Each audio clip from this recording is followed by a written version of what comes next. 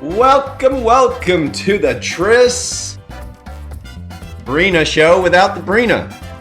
Hi, everybody. Tristan here, aka Sensei Tristan. Welcome to our show. We do this every week on the Thursday, and we talk about all things related to movement, meditation, and conscious manifestation. And I'm piping into you from Austin, Texas. It's 6 o'clock here on October 28th. And we're in one of our virtual dojos. This is where we teach our life force classes from. And we have people from all over the world who come to train with us.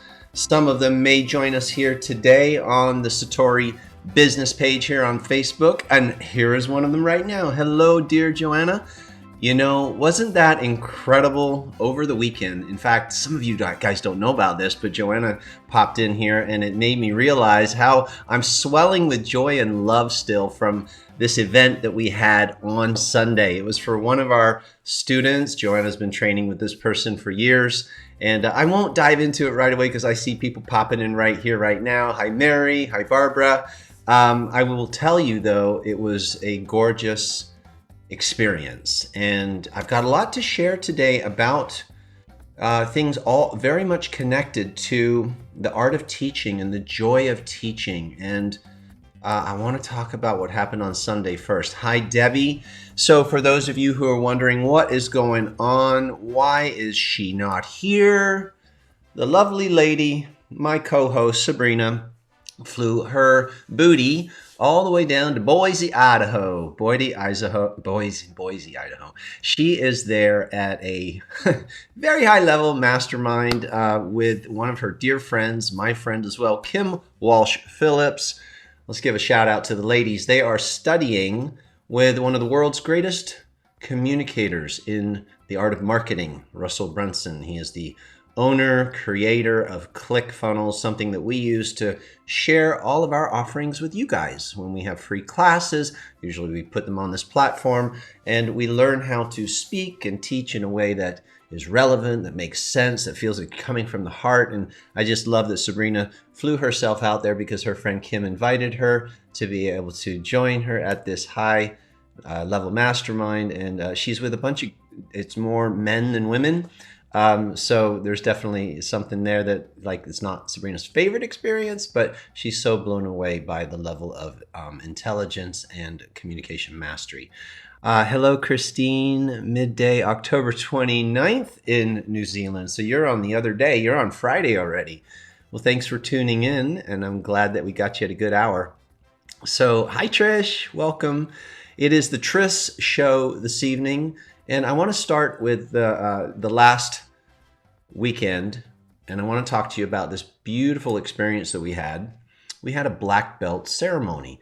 And so those of you who know our work know that we love the art of martial arts, internal martial arts, Qigong, Tai Chi. We love external martial arts. I grew up doing karate as a young boy in Malibu, California. My instructor was one of Chuck Norris's top black belts. He was a 3-time international champion, Mr. B himself, who helped me go all the way to my black belt.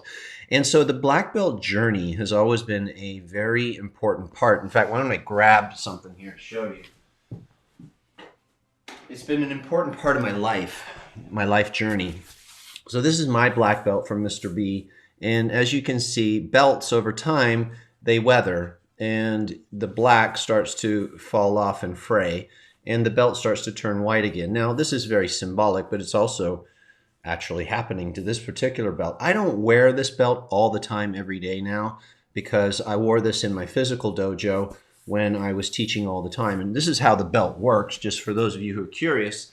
You take it and you hold it. I'll teach you how to tie a belt. Somebody might need to learn how to do this. And you put it evenly in front like that. And then you wrap it around, and watch what you do in the back.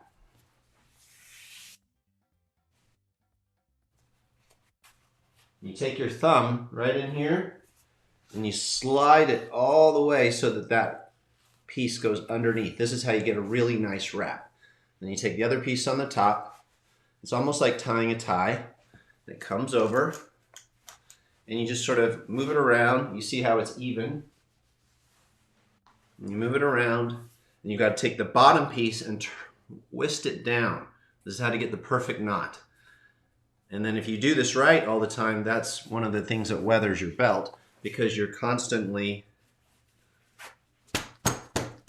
tying your belt. So that's how you tie a black belt.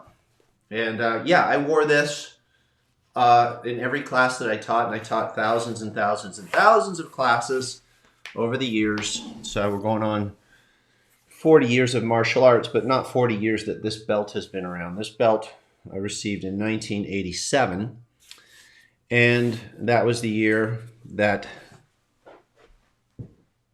this is my karate teacher here, Mr. B. And that was when I was getting my black belt. And so you go through this rigorous training, typically 3 to 5 years to get your black belt in most styles of martial arts.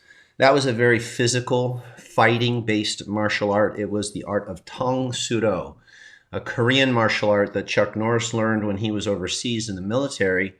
And he learned the art and received his black belt from a master named Yogi. And so Chuck Norris came back to the United States, and as a black belt, you are in the path of the yin and the yang, which means you're given a lot. You're receiving, yin, yin. You're learning, you're receiving, gifted, taught. You stay humble, you learn, you grow. When you get to the black belt, you hit this other side of the equation, and so you now start to give back. So giving and receiving, giving and receiving. Now that's cultivated on the journey, usually about halfway to black belt, at the green belt level. And that's so that the student stays balanced, that they're not only receiving, but they're learning how to start giving. And I want to talk about that a little bit today. So Chuck Norris came back to the United States, and he opened up a martial arts school. I think his first school was either in Van Nuys or Sherman Oaks. I think it might have been Sherman Oaks, California. If you've ever seen any of the Karate Kid movies, the style of martial arts that the actor or the character Johnny was taught was Tang Soo Do. It was the same system as me. And I was studying Tang Soo Do under my instructor and working closely with a lot of the other black belts under Chuck Norris. In fact, when I was a kid, I used to detail cars, and one of the cars that I detailed was this Corvette, and the license plate said Kickboxer, and it was owned by a guy named Pat Johnson, and he was one of the people who was a big part of running the school with Chuck Norris, and my instructor was a student under both of them. Anyway, I used to detail Pat Johnson's car with my friend Shen, and we were, wax on, wax off. This is before the movie Karate Kid came out. Well, what's so interesting to me is Pat Johnson became the stunt choreographer for the movie The Karate Kid. And so he was responsible for teaching not just the stunts, but certain style of martial arts to Johnny and also to Daniel San and to all the different people there. So I thought, it's so bizarre that they came up with this whole thing about waxing the car on and off. And I was like, do you think maybe said to, who knows? Who knows? But I just thought that was so interesting that happened. So then that movie came out, and of course we all loved it, and it was awesome. So I was training with these men in this art, and the martial arts has a specific path. You could call this, if you lay it this way, a path of mastery, moving towards the mastery level of black belt. This is a path. And so you start. Now, this is very similar to the color belts that I earned in this progression. I've since shifted this a little bit for our school and our method, our style, which we call Satori method, which is all martial arts are methods. They call them Do or Dao, like Judo, Aikido, Tang Soo Do, right? Judo. And so Do means method or way. So those of you who are students here with us, you are studying a Dao or a Do. And we took our Satori system and we made sure that we could create a journey or a path of mastery for all the layers of what we teach. Now, of course, we teach the energy arts, And we also have a complete system and a map.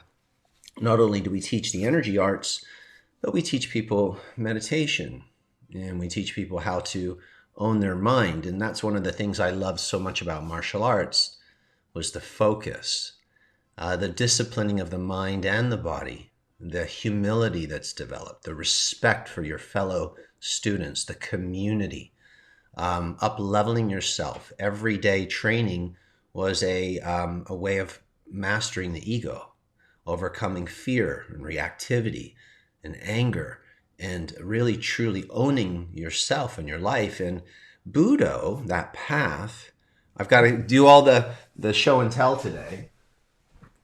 This is another beautiful martial art teacher. His name is Morai Ueshiba, and some of you have seen this picture before. He, as you can see, very spiritually connected human. He's the founder and creator of Aikido. And what he did is he took a very hardcore martial art, Aiki Jiu-Jitsu. It's really the path of the samurai. And this man was a samurai. But in modern day, he evolved the movements in the system, because Aikido is never about attacking. It's always about taking energy that's coming at you, aggressive energy, and redirecting it, and it defeats itself. And staying in your center and coming from a place of open receptivity, overcoming the desire to fight, the desire to conquer opponents, but to just conquer yourself. They say the real battle lies within. So Aikido is a very spiritual art that I was so drawn to after getting my black belt in karate. And Ueshiba, Morai Ueshiba, the picture I just showed you, he said that path, that Budo, means love. And I was just in my evolution after getting my black belt and overcoming a lot of self-consciousness and fear and my own issues, reactivity with mom and dad and all the drama. And I was like, my body was hurting a lot. Maybe in part from the hardcore training, but also I was repressing a lot of my emotions. Does anybody here know what I'm talking about when I say you're suppressing and holding things inside, and they start to leak or leach out into your body, into your tissues, because the mind and the body they're like this, right? They're totally in cahoots together. I didn't know how to deal with my mind. I was actually taught, bury your ego. That was one of the things that, we were trained as students. My instructor still had he had physical mastery. He was very loving. He loved us. He loved children. He loved animals. He was kind, yet he had some internal conflict that I think he was trying to overcome. I see you guys can totally relate, right, to the body-mind situation. I was having a lot of psychosomatic conditions. I didn't know that's what they were at the time. And my instructor, he couldn't help me with those because he had his own issues that he was trying to deal with through fighting and discipline. But, when you go too far in one direction, you're just too tough, too strong, too young, you can break. And I was that stoic, tough, soldier-like approach. Unfortunately, I had another teacher who said, you guys are here and you're relating, right? Like if you keep that stuff inside, it's got to come out one way or another, and it'll become a negative emotion. And negative emotion held on to too long will become a physical malady. I was having problems with my back, with my knees, my grinding my teeth at night, like sweaty palms all the time. I was kind of a mess. So I fortunately had another teacher after getting my black belt, and he was an herbalist. And he had also studied in India with a great master, Bhagwan Rajneesh, Osho. And he taught me how to meditate. And I had a little sampling of meditation from my friend Shen, the person I got my black belt with, his dad. I've had this in my life ever since I was a kid. Maybe you found yourself around these kind of sages and such. My friend Shen, and Shen, which is like his parents named him, a word that means spirit. And he is all that. His dad was a Zen monk and a very high level at the Zen Center in Los Angeles. And so I had a little sampling of meditation from Shen's dad, but not enough to really go deep. And then when my body was really hurting, and here's the point, sometimes, and we talked about this earlier in class for those of you who are in the Life Force Mastery Dojo, the body is your soul's way of getting your attention. It will cause you discomfort. It will cause you a disconnection from your natural flow, and things will get backed up and things will start to hurt. Hello there, lovely Sabrina. And you're watching from your conference. Well, they know a little bit about where you are and what you're up to. And yeah, it's nice that you're piping in. We're talking about the joy of teaching today. And we're talking about a little bit of the backstory of Tristan and why this is such an important part of Satori Method and what Sabrina and I teach you guys. And so, really, when my body was hurting so much, I was blessed that this particular teacher, and I nicknamed him Sensei Cayenne, because a lot of his, remember he was an herbalist, a lot of his herbal remedies were made with cayenne pepper inside. And he actually healed a heart condition with cayenne pepper. Now, don't go taking a bunch of cayenne pepper thinking that that's how you heal it. He had a very specific protocol that he followed. If you're interested in his work, you can actually go to his website, herbdoc.com. He's got some pretty great formulas there. Anyway, he was my first real meditation teacher and herbalist teacher. And so he taught Shen, my best friend, and I to take what Shen's dad had shown us and go deeper.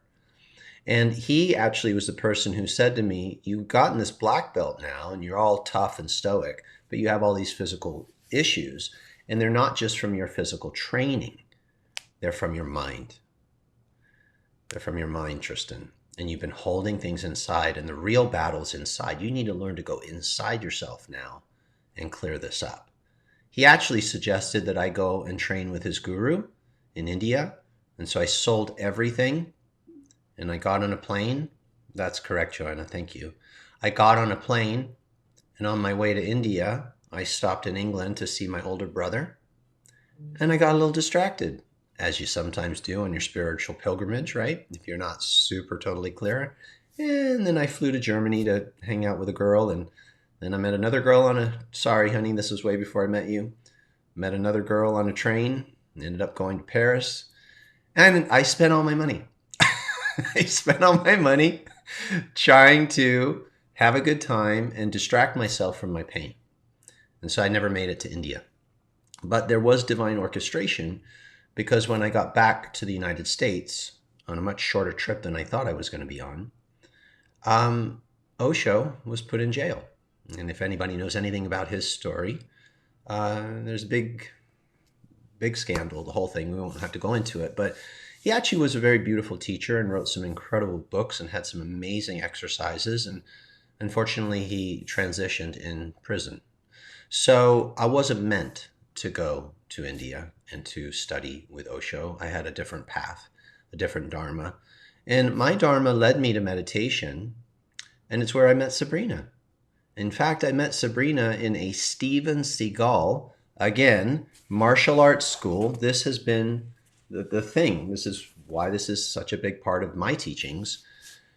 I always have my best stuff happen to me in my life in a martial arts school. I met the woman that I fell in love with, who became my best friend, and then later on in life, my wife, and now also my business partner and my partner in all things, and my spiritual soulmate. So thank you to the martial arts and to meditation for calling me in to what this life was designed to be. Notice when you've had those synchronistic opportunities where you thought it was going to go one way. You really thought you were supposed to do this thing. And rather than judging ourselves, maybe see the divine orchestration underneath the sometimes pain or distraction. There is a grace that's protecting us and guiding us and helping us. And I think I always knew that.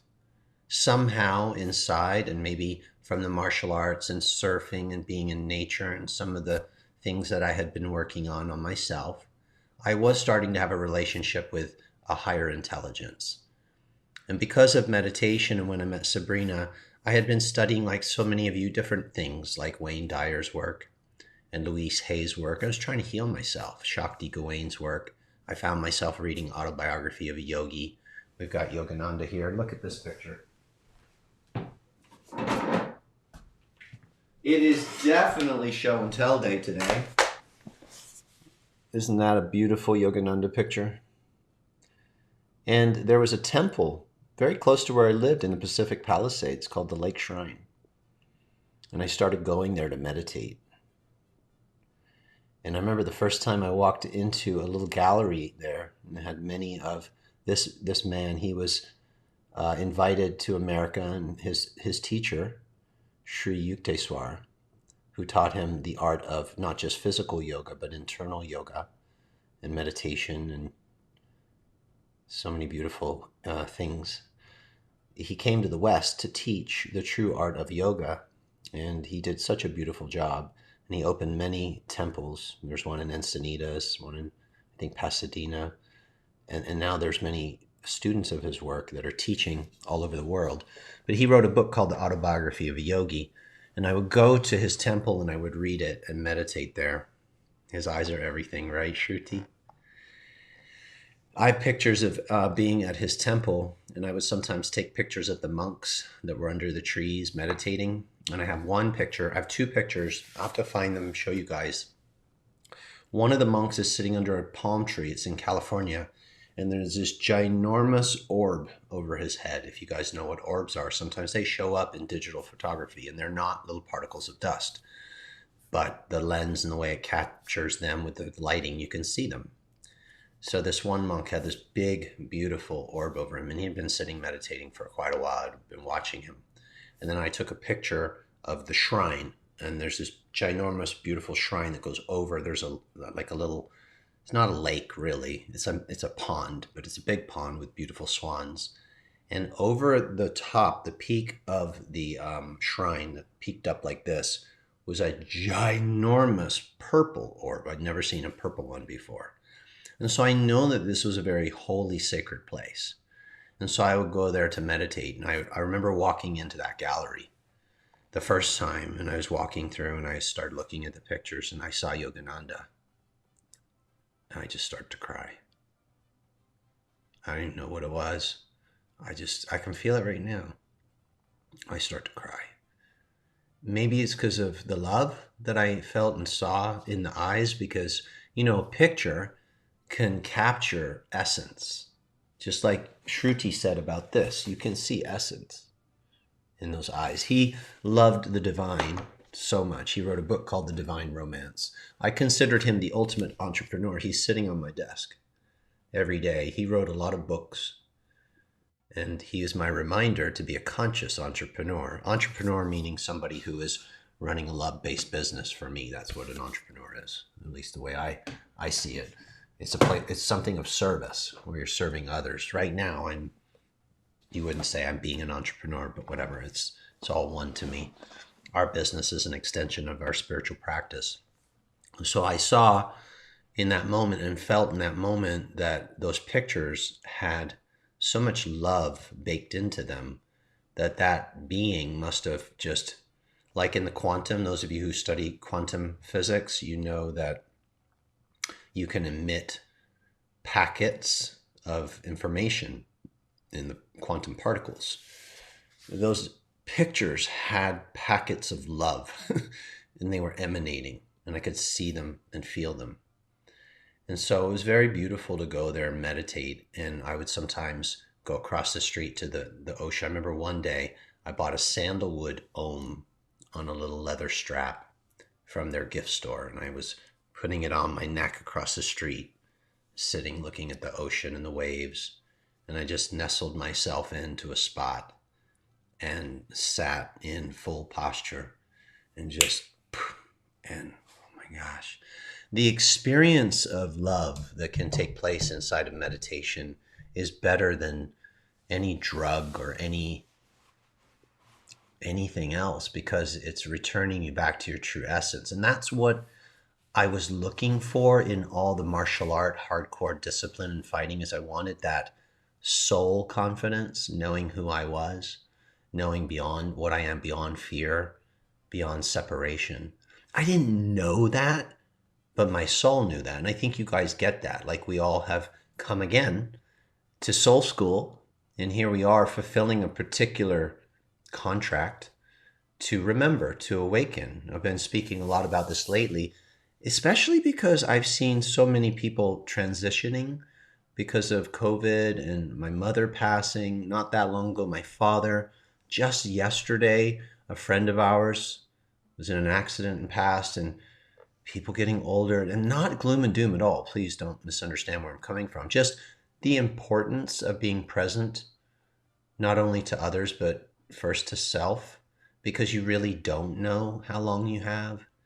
And it's so precious every day and every breath. And if you can bask in the divine more, whatever that looks like for you, and take the time to recall and remember, wow, my soul came here with a mission. And so I'm going to segue now to, when you take care of yourself and you awaken yourself, you remember who and what you are, right? And in our school, in our system, we call that phase be love. Be love. Return to love. Be the love that you are. Now, remember when I was talking about the martial arts, and when I got halfway to black belt, Mr. B, my karate teacher, said, I want you to start teaching. I want you to help the new students. You've been here long enough. You've been receiving one side of the equation. You've been receiving a lot. It's time to give back. And so that's very insightful of an instructor or a coach, when they've been serving and helping someone, to also empower them to start giving back. And so many of you, I know this is your life. You love to help others. We attract a lot of beautiful teachers and coaches and healers. And even if you don't see yourself as that, you are in one way or another. We're all teachers. Whether you're a parent, a caretaker, you are showing up and moving from the be love into the other phase, which is to serve love. And so that's what he had me doing at Greenbelt. Was he didn't use the word love. I've since understood that the path of Buddha is love. Upgrading your consciousness is remembering love. Serving others is love. It's all love. That's why Ueshiba said Buddha is love. And so be love, serve love. The outcome is you're truly making a difference. You're making a difference in your life. Thank you, Joanna. She put the whole line in. You're making a difference in your own life, and you're making a difference in the lives of others. And you're also keeping a balanced equation. Because if it's only about you, about you, about you, about you, it gets too wobbly, one-sided. And we also know the caretaker syndrome. If it's all about them, all about them, all about them, you get wobbly and out of balance. And that's why we are always seeing people have to remember self-care. Love yourself. Give permission to yourself to have some me time. And don't be too self-centered. Make sure you're sharing your gifts and your love with others. And that introduces the path of the teacher.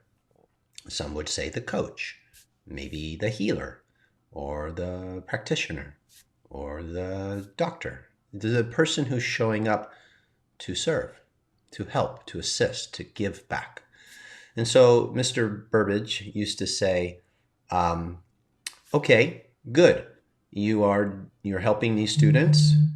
You're also refining your skills, because when you teach, you actually get better. Why? Well, there's studies about this, that when you're engaged in teaching, you actually have better retention. And you're looking through different lenses, because you have to look through the lens of how the student is receiving the information you're giving them. And so you have to learn to articulate and demonstrate, and it makes you go deeper into your own practice. So one of the best things you can do for yourself, if you really want to get good at whatever the art is that you're practicing, is practice as if you're going to teach and coach. Now, if you are already teaching and coaching, you get this, right? You get it. You know that you've gotten better at all of your protocols and practices through the practice of teaching, coaching. And what a beautiful gift. So you're serving others and simultaneously serving yourself. So win-win. So I remember one day Mr. Burbage said, I have to go out. He was in a community center where he ran the classes at this time. He used to have his own studio, but he wasn't a very good entrepreneur. Ooh, this is important. Because Mr. B was more of a tactician, he was a fighter. He didn't go to business school, and Chuck Norris, Mr. Norris, who had a thriving enterprise, didn't teach him how to run his own business. So he opened up a beautiful school in Malibu, California with one of his friends who was also a black belt under Chuck Norris, Mr. Gold. And they didn't know what they were doing when it came to business. They didn't understand the art of communicating through love-based marketing. And they opened up and they did what they could do, but then they lost the lease. And so they had to move to a community center, which was great. Great for me. It was closer to my house, but they only had 2 days a week now. They used to have 5.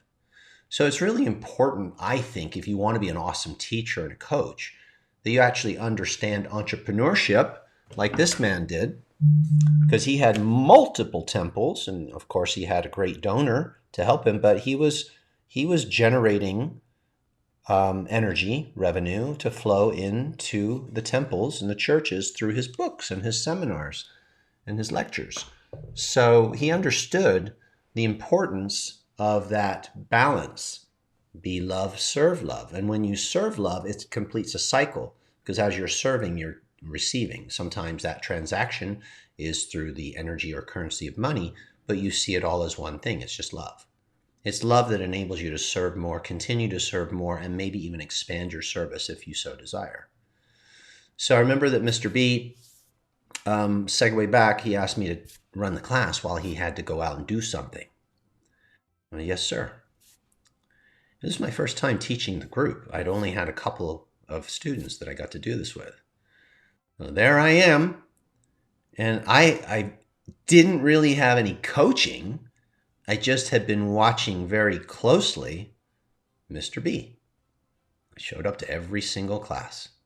And I was like one of those kind of students, he would say, when you come to class, come as if it's just you and me. What does that mean? Don't think that you're just one of many. Pretend, if you will, that you're taking a private lesson with me. You'll get so much out of the class. And so I showed up as if it was just him and me. And I took private lessons for 5 years, because that's what it takes to get a black belt. He also said, no, he didn't say this, I say this, train as if it was your last class. And now I know that because that dojo eventually shut down because he didn't have the entrepreneurial skills to keep it going. And I've seen other schools shut down and other things that I've loved and communities that have shut down because people didn't understand how to run them correctly, didn't understand the power and beauty of community, or took advantage of community. Another story for another time. So anyway, I'm out there because I was taking private lessons, watching my instructor.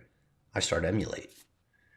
But something took over, and I was like, these young men and women were all learning the spinning back kick. This is not an easy kick to do. This is the kick. Are we having fun? Are you guys cool with the stories? I mean, I'm just feeling it. This is like fun to share.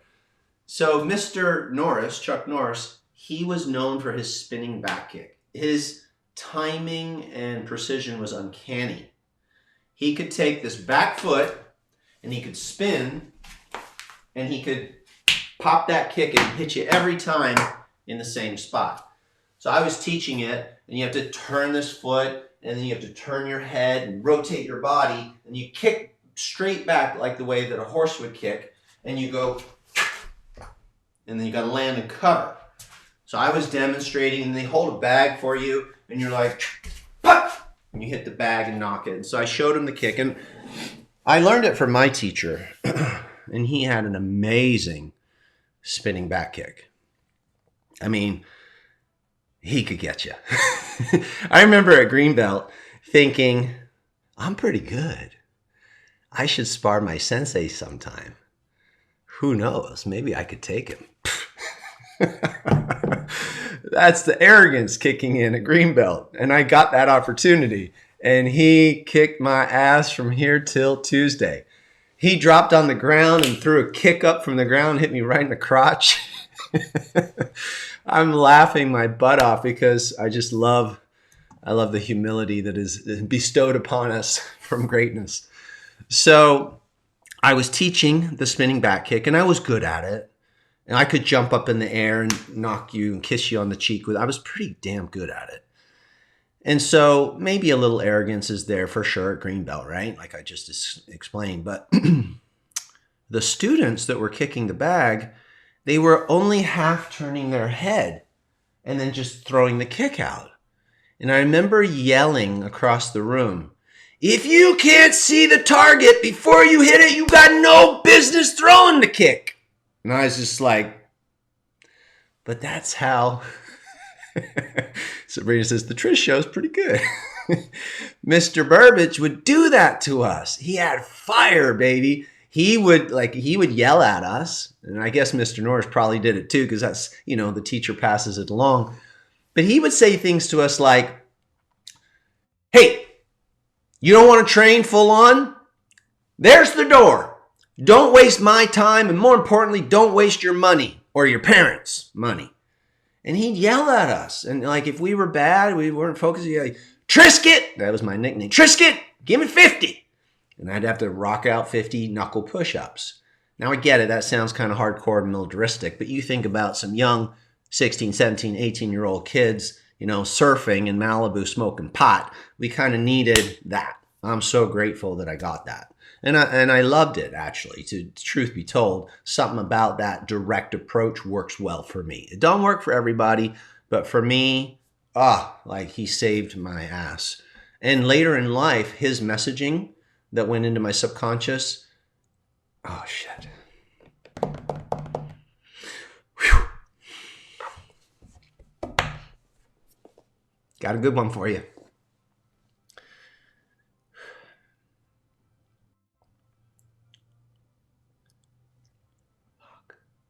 Wasn't expecting this. It saved my life because there was a time later in my life, some of you know, that I had a back injury from overtraining and hardcore, and I couldn't walk. I couldn't walk for almost 5 years, and I was considering taking my life because I was so depressed and so broken and lost my identity as this strong, sensei. I lost myself. I lost my way. And I was on the floor crawling, trying to go to the bathroom, and I couldn't get on the toilet. Whew, okay, we're good. And I heard my teacher's voice, and he did that yelling thing in my head. And that's why I told you I liked it. And obviously I liked it a lot because in this moment it saved my life. I was thinking about, how do I end my life? What do I do? What do you do? What pill do you take? How do you do it? Do you blow your head off? Like, what do you do? I never thought about that. Ever. I didn't want to take my life. I just wanted to end the pain. I mean, we're talking miserable pain. And I heard his voice. Trisket! You show me a quitter, I'll show you a loser. You show me a quitter, I'll show you a loser. So I heard that in my head, and I'm just like, Sensei, I've tried everything. I got nothing left. And then I heard his voice in a softer tone.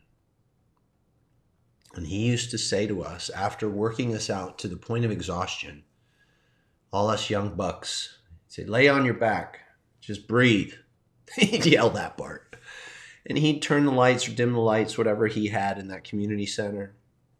And he'd walk around. You could feel him walking around your feet. And if you can see his, I don't know if his pants, you can't see his pants, but this is him.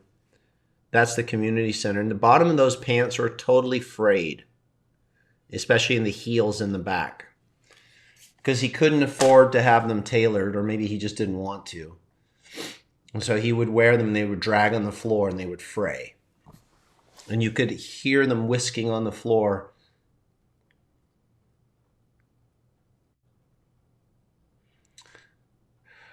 You could feel, I feel everything. It's so cool. You could feel the gentle impressions of the carpet moving up and down when you walk by. And he would say, there's a very beautiful and powerful energy inside of you. I was hearing this. It was going in like planting seeds in fertile young boy's mind, soil of my mind. There's a very powerful, beautiful, and powerful energy inside of you. You just have to learn how to tap into it. And here I am again, lying on a floor, many, many years later, crawling like he used to make us crawl. That's how I knew how to crawl, with our arms. And there he was. And I didn't know how to tap into that energy, though, because he didn't teach me Qigong. He didn't know how to teach energy work, but he knew how to plant the right seed. And so I share this with you because this is the power of good teaching. This is how you save lives. You share things with people, just like maybe this sharing tonight, that makes a difference. Be love, serve love, make a difference. When I was down and out, there he was. And so because he had actually transitioned at this time, I think he was in the quantum reaching out to me. He wasn't alive anymore, physically. I made a deal with the divine because I couldn't call him up. Hey, what this energy thing, how does this work? I don't get it. I always thought it was not real. And so I made a deal with something bigger and grander than me. If I can be healed, if you can heal this broken body, I'll dedicate the rest of my life to helping others. I was already a teacher, but it put me on a deeper path of Buddha. And so things unfold. I was led to a Qigong workshop a couple weeks later, and I will not go further into that story. Many of you know it, but if you don't, I can just tell you that I studied and I was the student again. I'd been the teacher for a long time. It was time to be the student again, the student of life and the student of life force. And so I learned how to move my chi through my body, and great healing took place. And I got my life back, and I got my body back, and I rebuilt it correctly this time. And I've been teaching ever since. I've never looked back. And so Sabrina and I built this company so that we could follow that deal with the divine. And that's why we do these Tristan shows. And that's why we do our energy certifications. And that's why we created every single home study course that we have.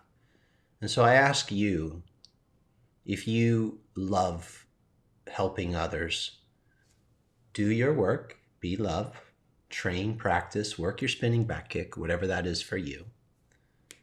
Try to have a good mentor, be coachable, have a teacher in your life. If that's us, we feel honored to serve you in that way. And then earn your green belt, metaphorically. Start coaching and teaching, or continue if you already are, and stay open and humble. And learn what my karate teacher didn't know. He ended up in the community center, which was fine, but eventually he lost that too. He didn't know how to really run his business, and so he only got to serve to a limited capacity. And that's sad, because he had so much to give. And so this really has struck a chord in us, and our business model, if you will, has morphed and evolved over time, because we want to help people be epic teachers and coaches. And we want to give them not only the tools to feel comfortable doing their spinning back kick and show up lit up and be charismatic. And charisma is easy, by the way, when you're confident. And you know how you get confident? You work your craft and you get good at it, and then you practice teaching. I was not confident the first time I worked with the newbies. I certainly couldn't have run the class like I did that day.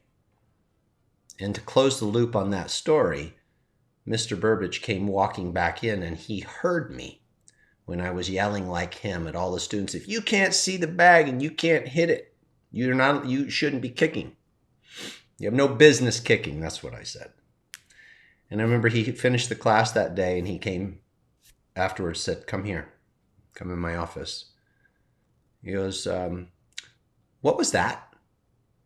I was like, what do you mean, sir?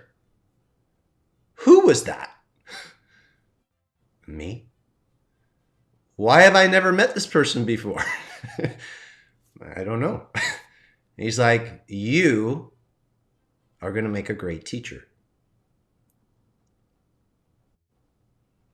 And there you go. It was baked in. Serve love in this life. I want to invite you to serve more love in this life. If you resonate with our style and you're either certified in something or under us, or you teach something, you coach something, or you just want to grow something that you've got, I want to give you a very special invitation. It's not 100% ready, but it's close enough that I can share it with you. Now, we've been working on this for a while. It's very soul-based for us. We love the beauty of what can happen when someone shows up and teaches powerfully, with confidence and with charisma, and with the knowledge to grow what they have, for their business to thrive, to understand the mechanics of business the way you understand the mechanics of how energy flows through your body, like in Qigong. If you understand the energy flow of business, you can thrive. Now, we know that this works because we're doing it. We've been in business. Our martial arts school was a thriving school. It was the largest school in Austin. And then we transitioned to half online and half off. That was fine. And then we went 100% online, and our company is thriving probably double to what the martial arts school could do locally. And it's not about the volume or the number as far as revenue goes. It's about the impact and the level of service for us that can be imparted. And so we've got a system now, a very clear system, and we've refined it over the years because we taught it about 3 years ago, and we've made it better. And we're about to introduce it again. And we're doing a special launch. It's incredibly affordable. Last time we did something like this, it was a lot more.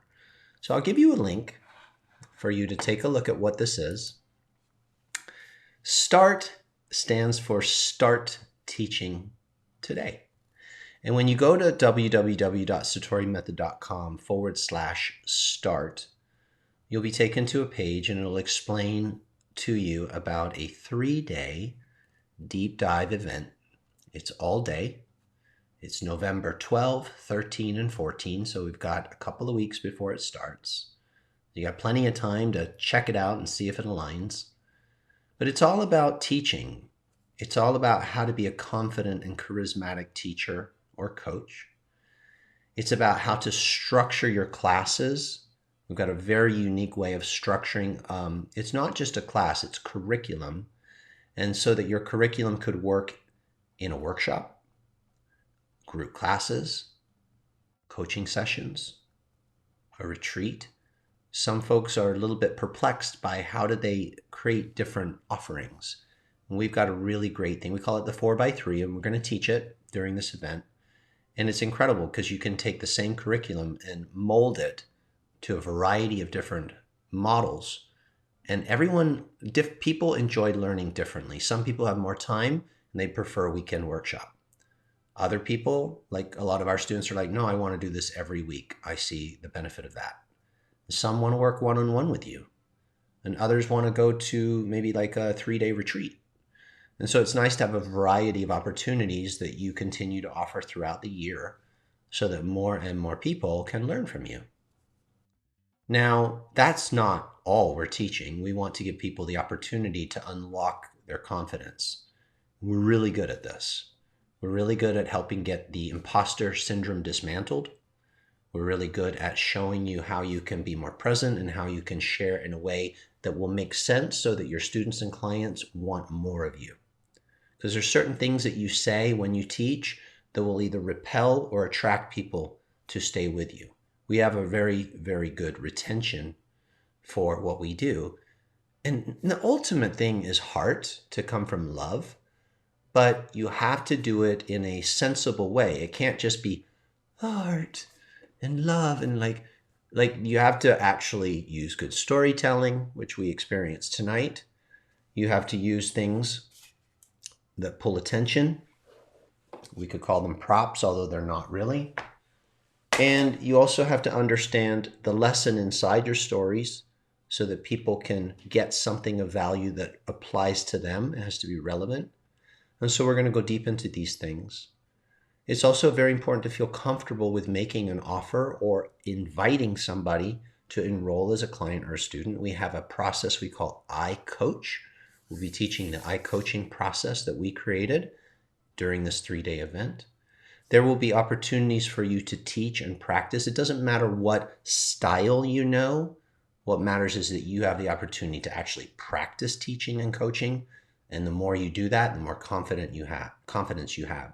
And when you're confident and you know your curriculum and you understand the structure for your curriculum, that's when the light comes out more. And light is charisma. If you feel charisma from Sabrina or Tristan or other people who are so-called confident, it's because they're confident enough to relax and you can see the light and feel the light. So we really, really are excited about it. We think it'll be the best business training that we've ever offered. We are not doing some big high ticket thing from it. It's not like a fluff 3 days and then they sell you something at the end of it. I don't even know if we're going to offer another step. We should. To be kind, you should always offer more to help your clients go further and get better results and work closer with you. We've decided that we just want to get this out there before the end of the year because we know 2022 is right around the corner. And currently, in this climate that we're living in, I call it the COVID climate, a lot of people are looking for the knowledge that you have. They really, really know they need to take better care of themselves. We've seen this. People are dying. People are getting sick. Everybody wants a stronger immune system. Everybody wants to handle their emotions. They want that emotional grit. They want to feel more connectivity. They want to feel more positive and optimistic when they're feeling so torn down and depressed and not motivated. And I know this to be true because we poll over 50,000 people on what they feel, what they're experiencing, and they're telling us. We also know that the knowledge industry is booming right now because of COVID. More people than ever are online and they're figuring out how to do stuff online, and they're making more online investments than they've ever made before in home study courses and coaching and Zoom sessions and classes. It's seriously blowing up. And not only that, people are looking for energy arts more than they've ever looked for them before. If you're interested in energy arts, although this program I'm talking about is not just about energy arts at all, but it's perfect for energy arts. They're looking for breath work. They're looking for stretching and getting pain out of their body because they've been sitting a lot. They've been holding on. Remember we talked about holding on to fear. So it is an incredible time, and a lot of people are making progress right now. So if you want like a jump start and a feeling like I need to catch up, this is perfect for you. Even if you're just getting started, no, take that word even out. This is for you if you're getting started. You see, we have a lot of students who became certified teachers and they need an extra nudge. They need a little extra, hey, you got this. And so we put this 9 steps together. These are the exact 9 steps that you will follow. You'll have a complete blueprint. You'll get a beautiful workbook that explains all the exercises. We'll walk you through everything. It's going to be live. It's going to be recorded, and you'll have access to it after the event. So don't worry about the time zone thing. It's going to be off the hook. Anyway, if this is lighting you up, if you're feeling like, oh, I was looking for something, or maybe you're looking at something else and you're wondering if it's aligned to you, just know this is what we're aligned to. Entrepreneurs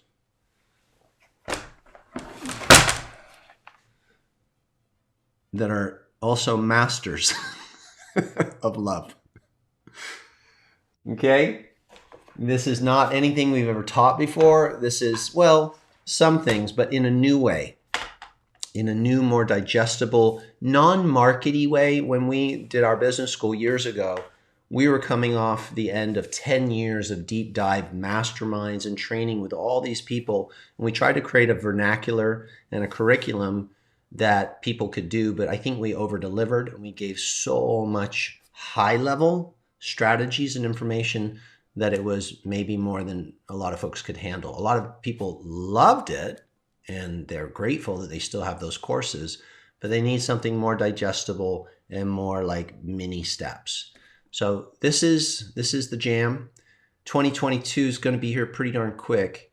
And I don't want to be in a position ever where I'm feeling vulnerable financially that, I need a government kickback or something. Like, who knows if that's going to be around forever? You just don't know. I like to be able to cut my own paycheck. I like to be able to create my own energy flow in our lives. And we know how to do that. So we want to teach you. We want to share it with you. We're good at it. Cool. Thank you for joining me for the Tris Show. I'll be the Tris, and the Sabri is right there inside the chat. So if you have any questions, even though she's in a conference right now, I can tell that she's just right here with you guys. If you have questions, just pop them in, shoot us an email, whatever. Coolio? Okay. Yeah. Thank you for that. Beth said, where did it go? Doug said, I see such a bright light around Tris and Brina. Thank you for their creativity. You're so welcome. We just love our tribe so very much. We can't wait to spend 3 days. Can you imagine? 3 days of fun and learning together. It's going to be really, really good. This will be the event of the year for us. Well, that's not true because the energy detox event was off the hook. 10,000 people registered for that one. But we're just wanting a small group here. I think we have 49 spots on our Zoom room. That's all we've got. So we haven't even mailed this out. You're the first one to hear about it. So go grab you a spot. Okay, on that note, we're going to turn up the fun royalty-free. Love you guys. Thanks for being in my life. Thanks for letting me cry with you. Thanks for letting me tell my stories with you. That's one of the cool things about teaching is you get a community. You get the most amazing people in your life that are like your best friends. You guys are my best friends. I love you. Bye.